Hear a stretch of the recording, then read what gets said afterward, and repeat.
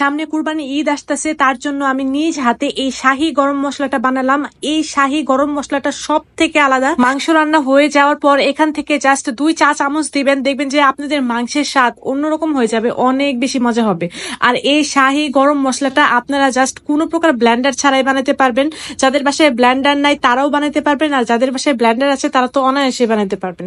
তো এই শাহী মশলাটা বানানোর জন্য প্রথমে আমি এখানে নিয়ে নিচ্ছি জিরা। এখানে আমি 3 টেবিল চামচের মতো জিরা নিয়েছি, 1 টেবিল চামচের মতো নিয়েছি এলাচ, নিয়ে নিয়েছি কয়েকটা দারচিনি, সেই সাথে 1 টেবিল চামচের মতো নিয়ে নিয়েছি কালো গোলমরিচ, আর 1 টেবিল চামচের মতো নিয়ে নিয়েছি সাদা গোলমরিচ, নিয়ে নিলাম 3টা কালো এলাচ, আর জয়ফল নিয়ে নিয়েছি, আর একটা নিয়েছি জয়ত্রী, আর নিয়ে নিলাম কাবাব চিনি। কাবাব চিনি এখানে প্রায় 1/2 টেবিল চামচের মতো নিয়েছি। শাহী জিরা নিয়েছি এখানে 1/2 টেবিল চামচের মতো, নিয়ে নিলাম কয়েকটা তেজপাতা। ইনগ্রেডিয়েন্ট গুলা দিয়ে আপনারা এই শাহী গরম মশলাটা বানাবেন, দেখবেন যে এটার ঘ্রাণই অন্যরকম হয়।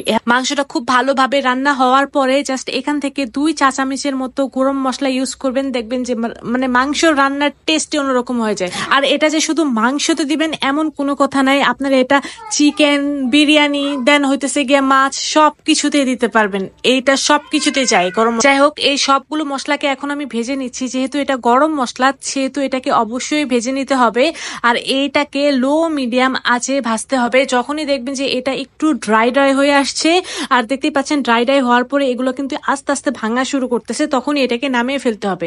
নামিয়ে ফেলে এটাকে একদম ঠান্ডা করে নিব। ঠান্ডা করে তারপরে এরকম ভাবে পাটায় পিষে নেব। আচ্ছা, আজকে আমি পাটায় বেটে দেখাচ্ছি আপনাদের এই গরম মশলাটা তৈরিটা।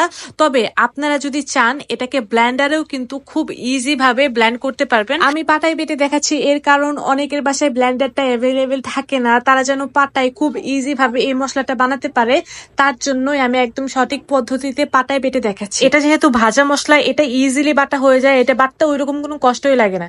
কিছুক্ষণ বাটার পর এটাকে ছেঁকে নেব। ছেঁকে নিয়ে আবার যখন অবশিষ্ট অংশটা থাকবে ওটাকে আমি আবারও বেটে আমি আবারও ছেঁকে নেব। এটা অবশ্যই চেলে নেবেন, যেহেতু ব্লেন্ডারে এটা গুঁড়া করা হচ্ছে না, পাটায় গুঁড়া হচ্ছে, সেহেতু কিন্তু এটাকে অবশ্যই চেলে নিতে হবে।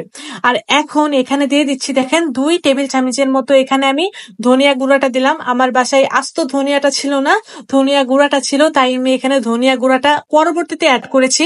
আর এই গরম মশলাটা দেখতে পাচ্ছেন একটা ফাইন একটা পাউডার হয়েছে, পাটায় বেটেছি তারপরও এরকম ভালো এবং ফাইন পাউডার হয়েছে। যাদের ব্লেন্ডার নাই তারা কিন্তু অনায়াসে এই গরম মশলাটা পাটায় পিষে বানাতে পারবেন। কুরবানি ঈদের আগে কিন্তু অবশ্যই এই গরম মশলাটা বাসায় বানায় রাখবেন।